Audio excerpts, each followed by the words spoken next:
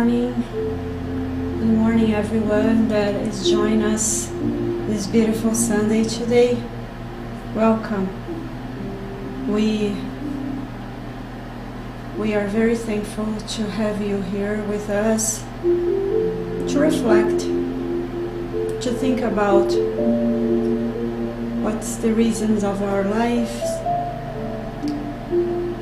what the gospel says about our lives, and about a destiny that all of us will reach one day. So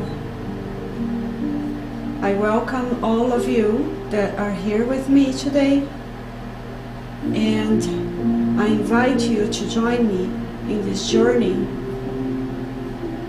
to understand a little bit deeper and to feel a little bit deeper also the meaning of life.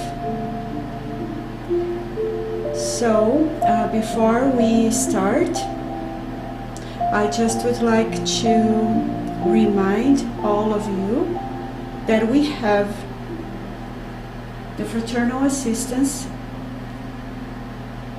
which we kindly provide to all of you that are feeling a need to talk, that are feeling a need to understand a little bit deeper the Spiritism, what Spiritism says about our lives, about our existence, or about the challenges that we all face in life, how we can bring some consolation, some clarifications to your hearts that are passing through challenges, hard moments, tough moments in your life. We are here for you.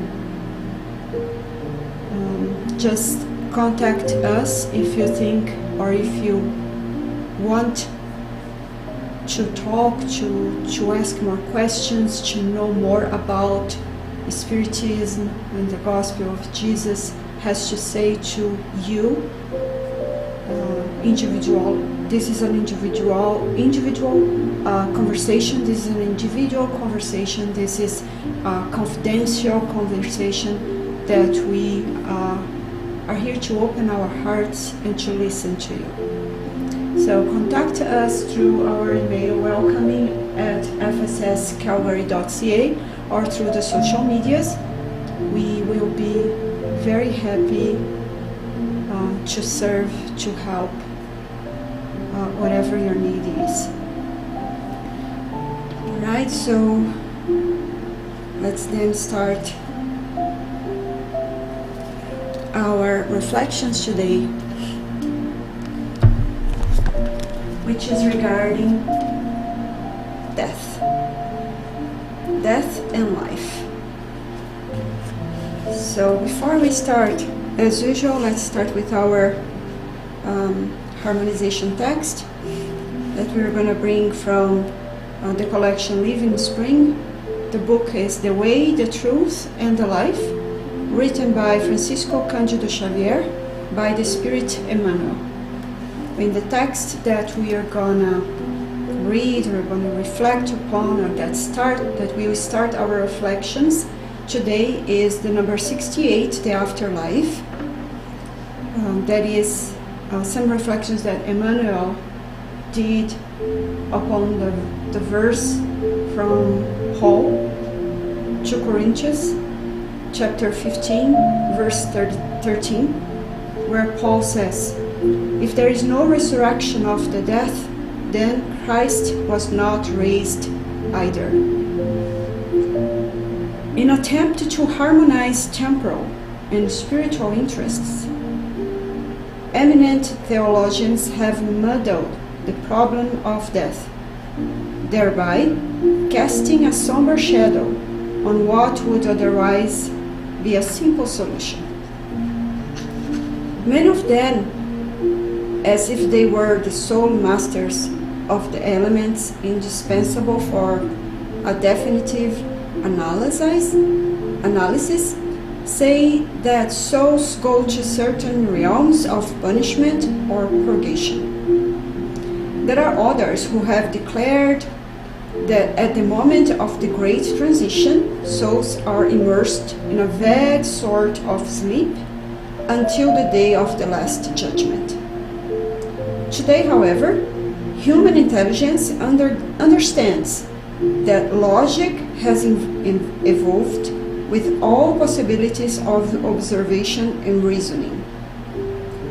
Resurrection is everlasting life. Life is work, joy, and creation throughout eternity. How are we to regard the intent of those who assign their neighbors and acquaintances to eternal hell? How can we believe that thousands of souls are asleep while waiting for the final moment of judgment, when Jesus himself is said to be constantly at work? Theological arguments are laudable. Nevertheless, we should not undervalue the simplicity of human logic. In commenting on the subject from within the Christian Endeavor, we must realize that those who deny the evolutionary progress of the human spirit after the grave declare themselves to be against the gospel itself. The Master of Masters was resurrected to carry on his edifying work. Who then will cross the portal of death only to fall into incomprehensible idleness? We are souls working on perfecting ourselves, and beyond the grave we will find both life and the continuation of that endeavor.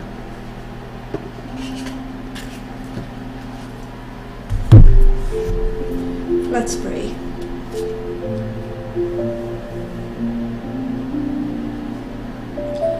Master Jesus, we ask you to present your light, your inspiration, so we can bring some light, bring some reflections, some answers to this question. Everything ends at death. You have proved that not. Help us to navigate into your gospel, Master. To navigate into the teachings that you had provided through Spiritism as the Spirit of the truth. You had helped, you had feathered all these teachings. Help us to seek for the answers that are logic to our hearts, to our minds, so we can find the reason of life, the reason of death, so we can find the meaning deep inside of us, the meaning of life, why we are here, where we came from and where we're going to. Help us in each day of our existence be able to answer those questions, to find the answers in your teachings and inside of us as well. Thank you, all spirituality, all the mentors that are here with us today, helping us to bring this light that we enlight our hearts first of all, and help enlight all the hearts that are with us today. So be it.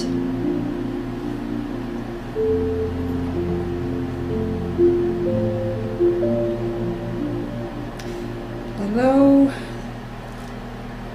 Thank you, Victor, for helping me here with the technical part of this this meeting today, as we are still online, and we are working on towards the restrictions that the government has imposed because of COVID.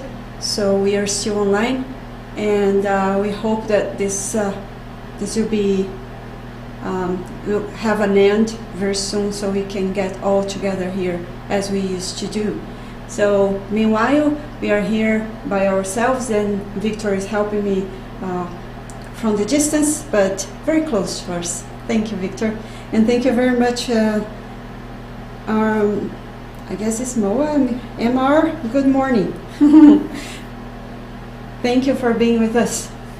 All right, so just before we start, so feel free to ask or to comment, to put all your comments or any comment or any questions that you might have in the YouTube or in Facebook, so you can participate with us a little bit more, helping us to reflect, to have a better reflection, and to bring more value to our meeting today, as you were here.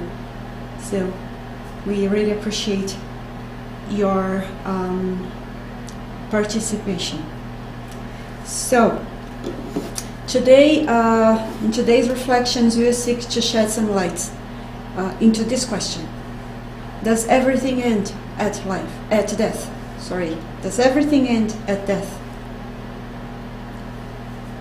And how the immortality of the soul is explained according to Spiritism. So this is a question that most of religions agreed upon the answer. However, there are some differences. There are different points of view on how Spiritism tell us and what we are going to find,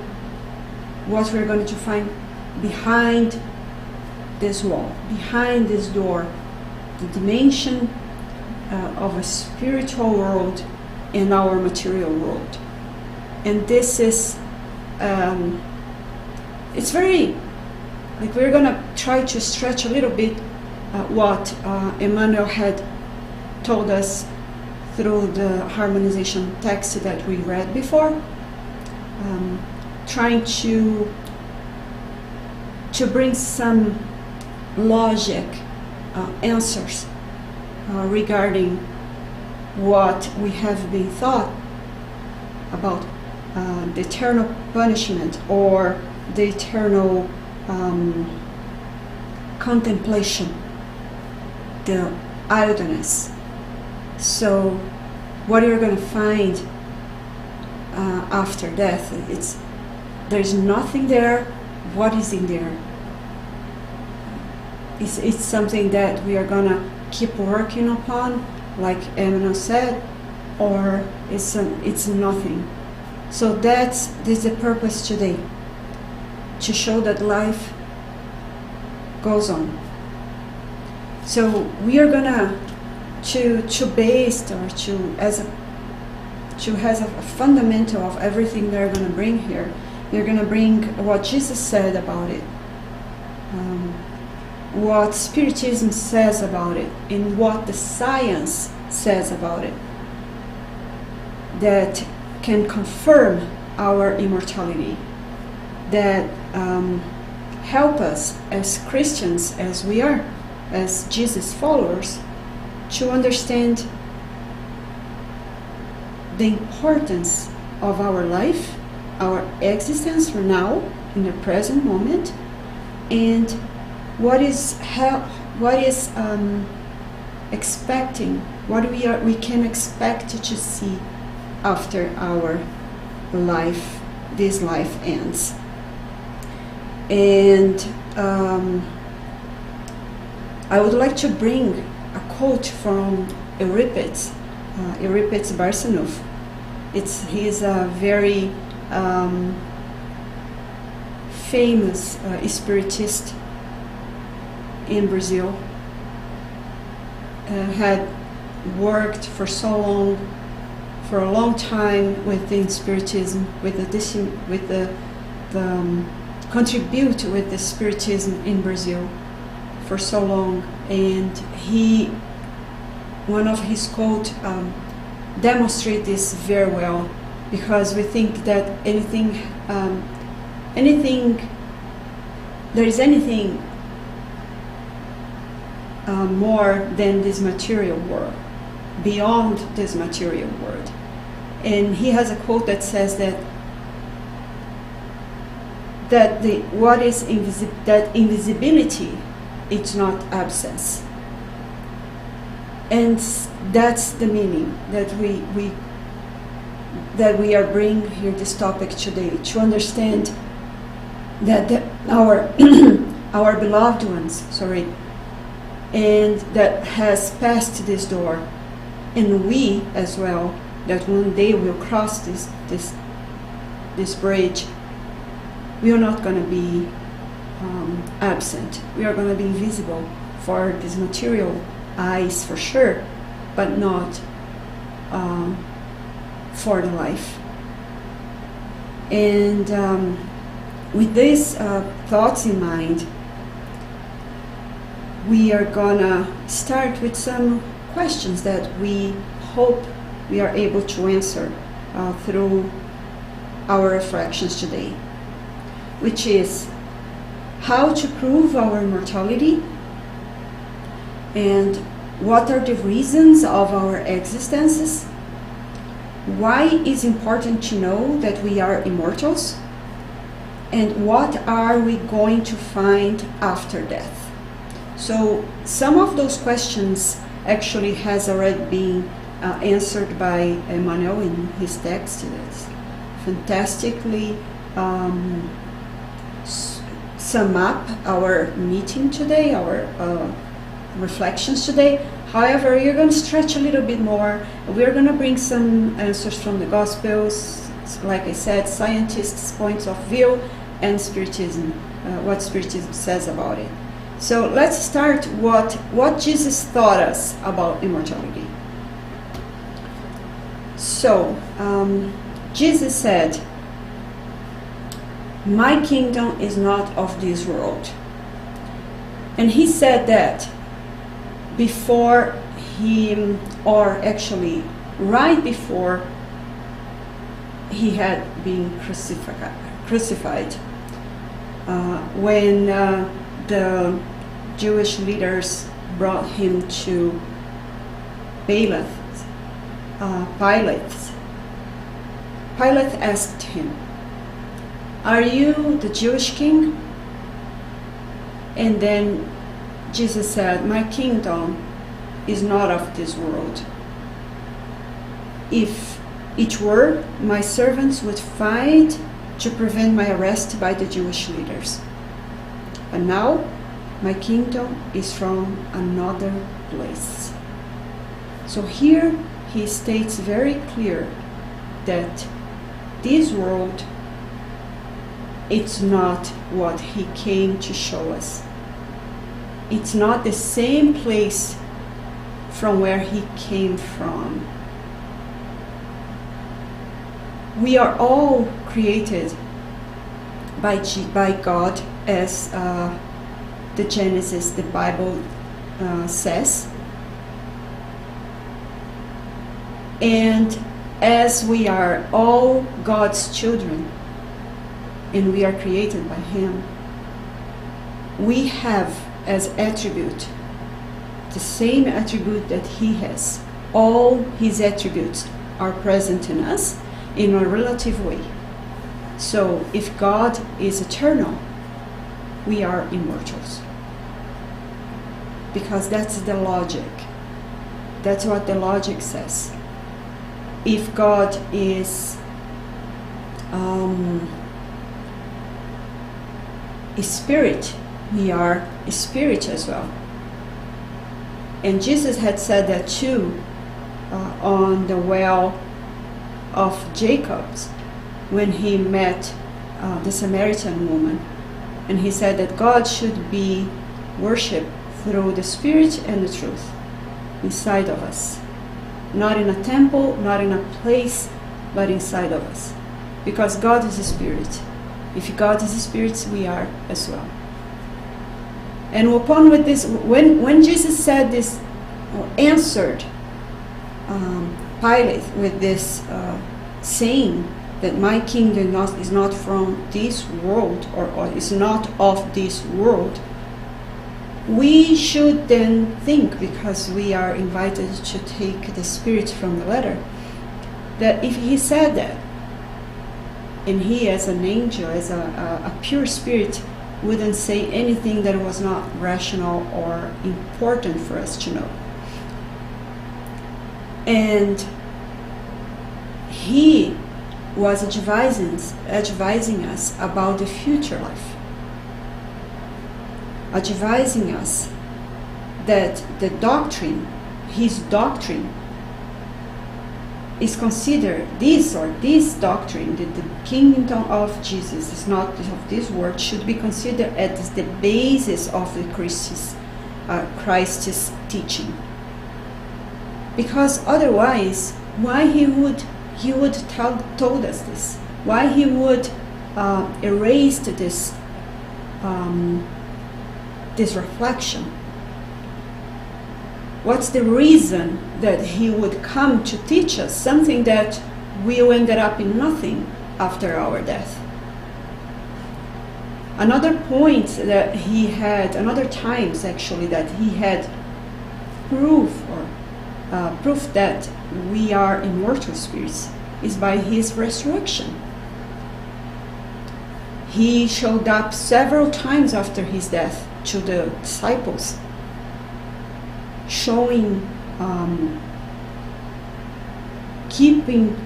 advising them, helping them to believe that everything that he has done didn't end up with his death. He was still alive. And he said, my Father works and I work as well. And he keeps working for us, helping us to understand that there is other world beyond this world which is infinite. We have the universe. And he also proved that when he met with Moses and Elijah in the transfiguration moment that had Peter, John, and James as witnesses. He had proven that life goes on. We will be still alive after this life. So he is here advising us about the future life that brings sense, that makes sense, because what you're doing here today, what you're doing here will impact our future life. With our view, with our focus on the future life, we are gonna work towards all the opportunities that we have today, with this goal. And that's what Kardec says in the Gospel According to Spiritism, chapter 2, from where we had taken this teaching from. He says that future life or immortality should be the goal of all humanity, and which should be the focus on and priority of our present existence. All the teachings of Jesus are based on this truth. And this is the logical, rational way to explain the reasons of our existence, the irregularities of earthly life, because we are not like, we are all here together, but each of us are passing through a different journey. We're walking a different pathway. Each of us are carrying on different burdens, but we are all in the same pathway, walking together. And also shows that each of us are carrying on a different burden according to the God's justice. And here we are going to stretch a little bit more, we are going to explain a little bit more what is the God's justice. But Leon Denis, which I'm really keen on in his teachings, in his books nowadays. In the book that I have read, talked about in the past, my past reflections, in The Reason of Life, in his book, he explained us the difference in the spirit, between the spirit and the matter, and he guides us through what's the reasons of life. And one of his analogy that he brings that I think is very useful is that our body is like the wheels of a car, and the only thing that moves this car is the action of the engine. So our souls are the engine, and our body is the wheels that move this car of the immortality. And he brings an axiom that is unquestionable. He says that there is no effect without a cause. This is unquestionable. We know that there is no effect without a cause. If there is a cause, or if there is an effect, might be a cause. What is the cause? And he says that if we think that what the level of sense of goodness that I have, the level of charity that I have, accomplishment or whatever that I have, is originated by my body, that I was born this way, like my body, since my body it was created when I born with this, because there's nothing before, as there is nothing after, that I had this body, and this body had bring me all this knowledge, all this feeling that I have. This will be totally this contradicts totally this axiom, because why I have this level of virtues and other people don't? Why, if there's nothing different from my body and the other people's body? We are all flesh and bones. We are all the same constitution. So if we think like that, we are going to think that there is more than the body. There is more than our brains. My brain is not different from the other's brains. Why do I have different levels of virtues or egoistic or egoic feelings? And then Leon Denis says that everything shows that a human being belongs only temporarily to the matter. That's the difference between spirits and matter. So everything that I bring that differentiate me from other human beings, it's because I, as an immortal spirit, I'm having my own journey. So I have accumulated different degrees of knowledge, of feelings, that differentiates me from other human beings. So this body is only temporarily, has a timeline period of living. The body is only a borrowed clothing, a passing form, an instrument with the help of which the soul continues.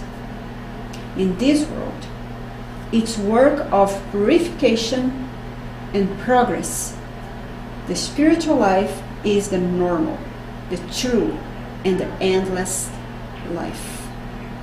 So brilliant, the conclusion or the thoughts here that Leon Denis provides to us. This body is the instrument that I can express myself in this world, that helps me to strive my goals, to pursue my goals, to help me to think about my existence, to help me to enlighten myself. It helps me to work towards my enlightenment. And it's interesting that we have the science already proving this point of view as well. And some of the scientists, I'm gonna name a few here, has been working towards this, towards the what happens after death, that we had life before, previous and past lives, what you're doing here. There are many scientists that had worked before and others ones that have been working nowadays towards this goal. Proof of existence that goes beyond this life, that our brain is not the one that makes the difference between us, but our conscious, who we are, our spirit that survive after death. So one of the scientists, I'm going to put some few names here, Dr. Raymond Wood Jr., for instance, he was the first one that had started this work. He had written many books, Life After Life, The Life Beyond Coming Back. He was a psychiatrist that explores past life journeys. Dr. Eben Alexander III, for instance, he is a neurosurgeon, and he had a near-death experience. And after he came back from his coma, he wrote a book called Proof of Heaven, a neurosurgeon's journey into the afterlife. He brings a wonderful testimony, what he said had seen afterlife and had changed his life forever. He was skeptical, he was an atheist, he didn't believe in God, he thought that everything that happens with us was caused by our brains itself. Dr. Ian Stevenson, he's a Canadian psychiatrist. He had written many books as well. For instance, Children Who Remember Previous Lives, A Question of Reincarnation, is one of his bestsellers. Dr. Joel Withen, which is a Canadian psychiatrist too, he wrote a wonderful book that I didn't have a chance to read yet, like many of those books. I am reading The Proof of Heaven now from Dr. Eben Alexander, but Life Between Life is the one that I'm really keen on to read. This book confirms that life choices are individually made within a between life state that Dr. Joel calls the bardo, that explains life's burdens, what we are having here.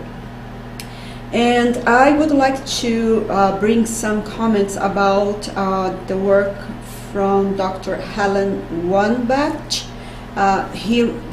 She wrote the book Reliving Past Lives, the Evidence Under Hypnosis. she was very skeptical too about reincarnation and life after death. Until one day that she was in this library and she saw this book, and she had this strong feeling that she had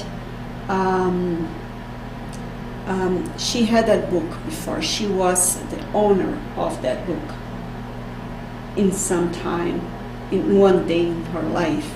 So with this feeling, the strong feeling that that book had belonged to her, with this feeling that she had lived before, instead she just put aside and move on, I don't believe in this and blah blah blah. She decided to, no, I'm gonna go deeper in this feeling. So then she decided to start a research that had lasted 10 years, and she had this more than 1,200 people testimony. So she had or put them in hypnosis regressions, and so she collected a data that is wonderful, like more than 1,000 testimonies about what they had lived, what's the reasons that they reincarnated, what's the mission that they had, what's the goals that they had to accomplish while they were incarnated, what they were, if they were men or women before, what the challenges that they had to face, what their mistakes, what the mistakes that they had committed. Lots of information, very, very useful. It's another book that I'm very interested to read as well. But what we're gonna want to bring here is some conclusions of this work of hers, and that goes very aligned what we are trying to touch here. So one of the most conclusion, or the most reasons that all those 1,200 people had said to Dr. Helen was that they need to finish the tasks started in the past reincarnations, correcting mistakes that they had made, to develop interiorly and spiritually learning, to love, freeing oneself, or freeing themselves from attachments, and to develop virtues such as humility, compassion, and love. So we can see here that there is a continuation. So we come to finish some tasks that we had started before, and with this in mind, we can correct some mistakes that we had made, and correcting those mistakes, we can develop our intellectual and moral, spiritual, moral learning, and to love without attachment. Love without trying to keep everything. To love with detachment. Only love. And develop this virtue more and more. And as well, compassion and humility. So those are the main goals that we are pursuing when we decide to, or we asked for a new return, because we need to relieve our conscience and keep evolving, keep walking towards our evolutionary journey. And another reflection that I would like to bring from a scientist is the conclusion of his works is this one. If we knew that exists a spiritual world in which love and knowledge are the only important attributes, and that the things we fight for, money, land, power, politics, are only important here on earth, this would somehow change our attitudes and beliefs about people that we consider our enemies. Dr. Raymond Wood, Jr. This is his conclusion upon his work. He had worked for more than 50 years in the University of Virginia, working only with this topic, life after death, reincarnation, reasons of existences. So this is very profound, because if all humanity think in this way, that we are here to pursue just two things, love and knowledge, like develop our intellectual and moral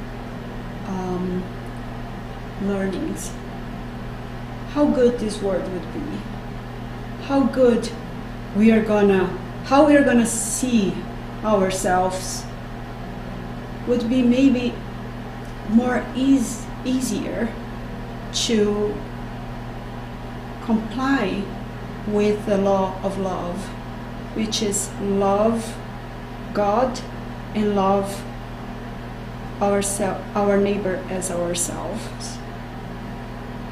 How this could modify the world that we live. So this brings meaning to our lives. This brings reasons to our existences, answering this question, and brings simplicity. This is the simplicity of our lives. We are here for two things only, love and knowledge. How good would be if everyone decided to change their lives according to this conclusion of Dr. Raymond Wood, which is written, which is there in the gospel, all over the gospel, that Jesus had, in a very clear way, in a very simple way, had explained that to us. And what is Spiritism? What does Spiritism says? So Spiritism says about the soul. I didn't understand that. Oops, sorry. Something happened here with my YouTube. Sorry, there you go. So Spiritism, on the question 149, Spiritism of the Spirit's book, Kardec asks, what happens to the soul at the time of death? And the answer from superior spirits are, it becomes a spirit again, meaning it returns to the spirit world that it had briefly left. Briefly. Our life sometimes is just 10, 20, 50, 90 years. What is this comparing to the eternity? And also, Kardec also asks, does the soul maintain the individuality after death? As if you return to the spiritual world, we're going to keep everything that we have accumulated here, like the knowledge that we have developed, our intelligence. These are going to be fade away, or we are going to keep this knowledge. And then the Spirit says, yes, it never loses it. What it would be if it did not preserve it. So what is the sense like? Doesn't make sense if we came here and we work hard and we develop our intelligence, because this is our horizontal way to grow, to evolve, and then we return to the spiritual world because our body is finite. It will not last forever. We're going to take with us everything that we have accomplished here? Yes, for sure. Otherwise, would not make sense, would not be aligned with God's justice. And this also explains the innate talents that some kids show. When they born, they bring the knowledge that they had accumulated before. So that's the reason that we can see some kids that are able to play the piano like a master since early ages. So that are the knowledge that they had accumulated before, and they bring with them when they incarnated again. On the question 134b, which is great, like all the questions that Kardec raises to the superior spirits are like very logic and rational, and brings so much clarity to our thoughts. He asks, before this question, he asks, what is the soul? The spirit says, an incarnated spirit. So what are the souls and spirits are the same. And then, and the question B that I would like to bring here, I would like to explain a little bit better, is, are souls and spirits one and the same thing? And the answer is yes, souls are spirits. Before joining a body, the soul is one of the intelligent beings living in the invisible world. So, invisible world, there are thousands of intelligent beings.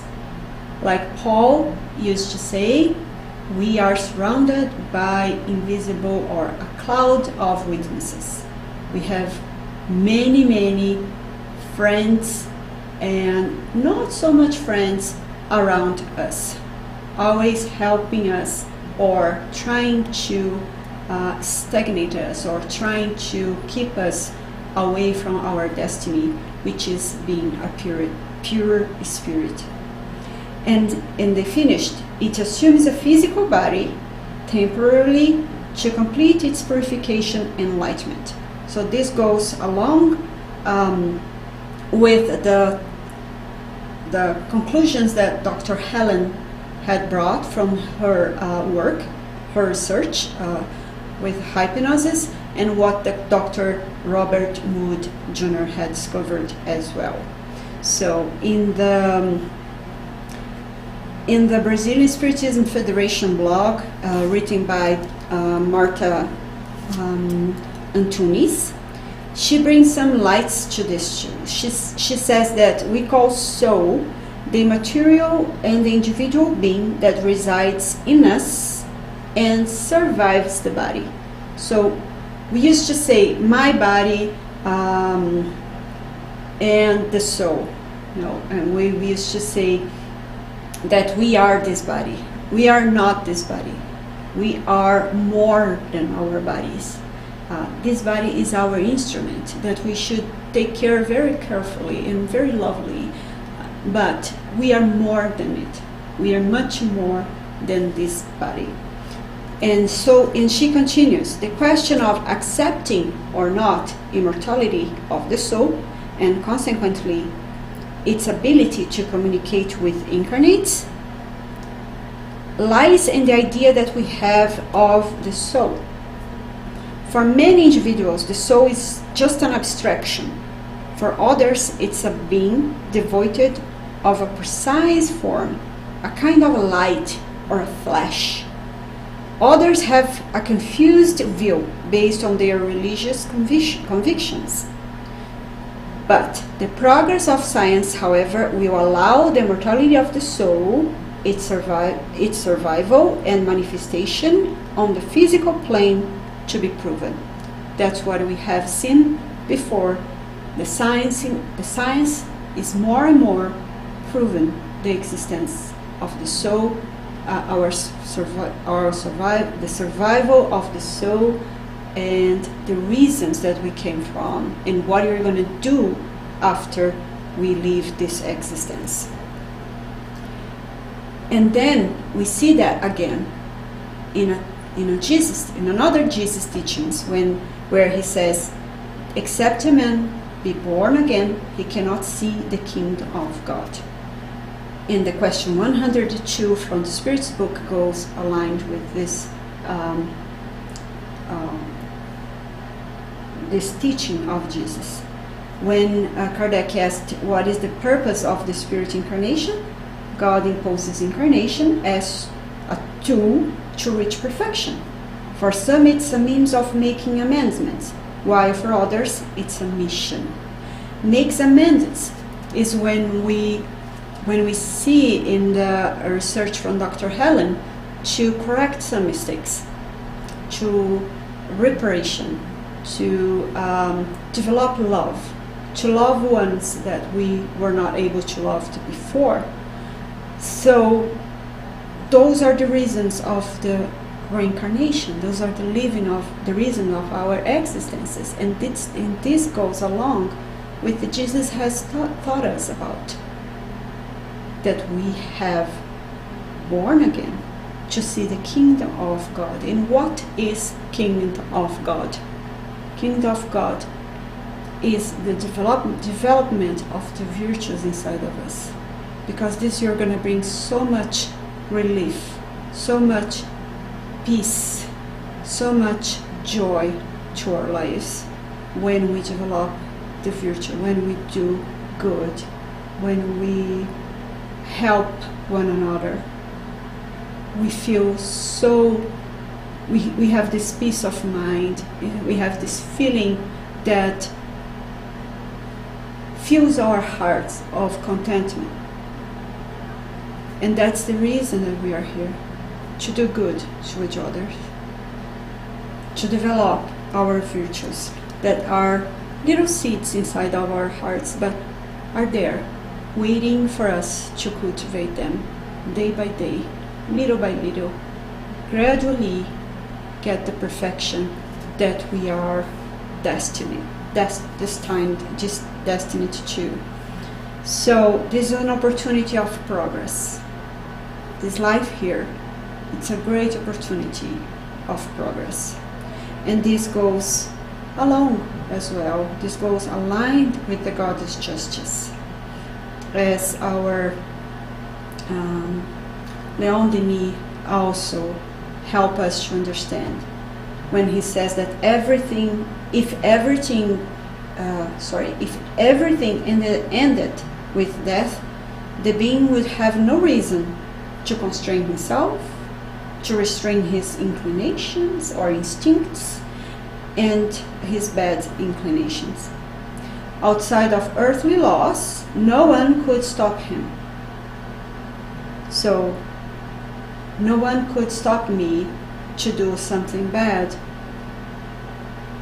if I'm doing things that it's not exposed or that nobody could find out about it. And we can see this in our day-to-day, like many people committing crimes that the justice, the earthly justice cannot prove. So looks like they are free, they are innocent, but they are conscious, because it's where the God's law is, knows, and they will comprehend that after, and they will understand that they commit a mistake. They will suffer the consequences of their choices, because the God's justice is equally for everybody. There's no privileges in the God's law. And here Leon Denis completes his thought about it, saying that good and evil, just and unjust, would be equally mixed and blended into nothingness. So what is the sense, or what is the reason that a child born and dies very soon when they go to the heaven, and others survive and have a miserable life, and they strive, and others commit mistakes, and everything, all these people will blend it into nothing. What's the reason? God is justice. So everything that he does is aligned with his supreme love and justice. And also mercy, because he provides us with a new existence to repair our actions that were not aligned with his laws. And then explains the differences and the irregularities of the earthly life. Why there are so many people in a terrible life and others in a beautiful life, or everything comes equal for everybody. And the justice and the God's justice is in the cause of everything that happens in our lives. So we came back with the question, does everything end at death? Death, and this is from the Gospel according to Spiritism, chapter 2, says that death, if we think like we had reflected so far, death no longer has terror attached to it. It ceases to be a door opening to nothingness and becomes a door that opens to liberation, through which the exile enters into a well-blessed mansion and there finds peace. And we can start feeling this peace now, here and now, because when we do something that is good, that goes to our hearts and we start feeling this relative peace from now on. So what we can think about where our beloved ones are. So we certainly think with this mind of immortality is real, is a fact, it certainly brings to us this gratifying revelation. It's a gratifying revelation. It's a blessing because it confers the certainty of meeting again those ones that had crossed that bridge before us, allow us to remain this journey along the path of this world, to have the flame of hope strengthened. And this, it's a conclusion that one of the texts from the Spiritist Moments from the Paraná Federation, Spiritist Federation brings, which talks about this man. He had lost his wife, which was everything in his life. He had beautiful 37 years union, and suddenly she passed and he was totally lost. And he went to the doctor, and the doctor noticed that he was depressed because he was missing so much his wife that has passed away, and was so represents the world to him, until he received a letter, probably from his doctor. And in this letter, the doctor said, "I do not know the form of immortality, but I have never seen love, faith, integrity, or any of the other qualities that give meaning and beauty to life. Nevertheless, I do not doubt their reality, for I have lived with them in action. That death does not destroy these qualities. Love can only be lost when it takes from us, when we take from us. When we decide to not love, neither ourselves or others. Death does not take it away, for love has no limits. Love continues with us, surrounding us and strengthening us, an active and positive force, a reality deeper than the sound of a voice or the touch of a hand, besides how dear those sensations might be. How is it possible then to disbelieve in the immortality of the soul? Your wife is alive and continues to love you, hoping one day to meet you again for the continuation of this coexistence that you have valued for 37 years uninterruptedly. On that day, Walter, which is the man that we are talking here, came back to life. Because we can be death while we're still alive, and we can be alive after death.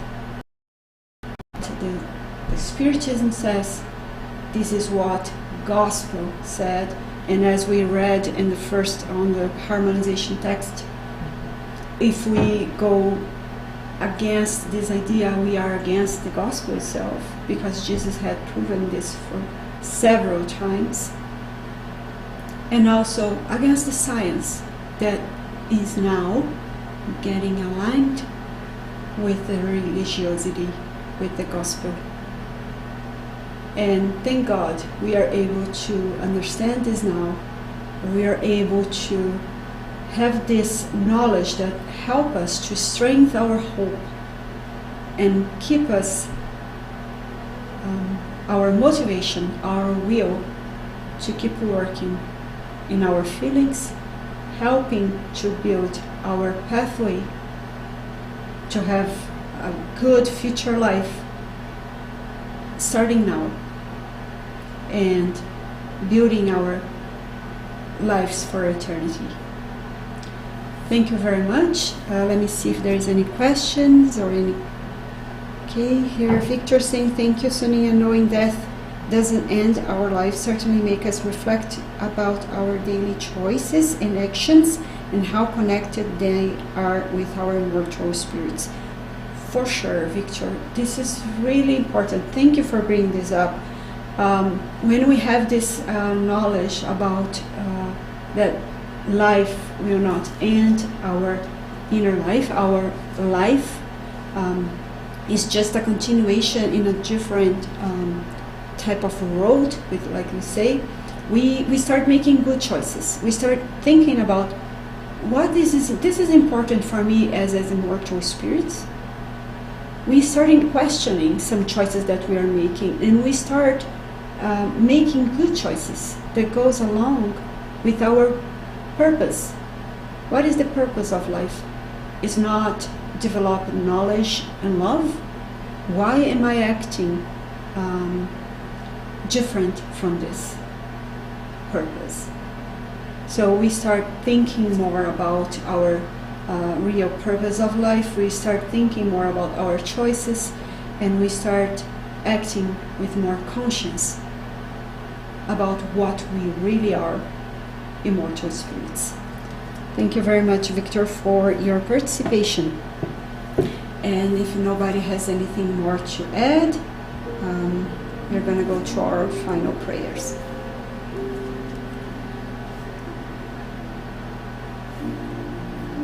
Thank you very much, Lord, for the opportunity that we had today to reflect upon one of the attributes that you had given to us, the immortality, to know that life goes on, that we're gonna keep being alive, working towards our goals, which is there is only one important main goal, which is get closer to you, which is develop the love, the compassion, the charity, all the virtues that will bring us closer to us. Master Jesus, we know this is not an easy task, as we are immersed in this world that asks for us to focus only in things that are not important for us as immortal spirits. So help us to get inside of us, to make good choices, to choose the learning of your gospel, Master, the learning of the Spiritism that brings us so much light to help us to make good choices. Thank you so much for this meeting today that enlightens us a little bit more and help us to keep pursuing this goal, which is to become better for ourselves and collaborating with you to make this world a little bit better too. That the light from Jesus enlighten all the hearts that are here with us today. So you have a blessed Sunday with health and happiness. So be it.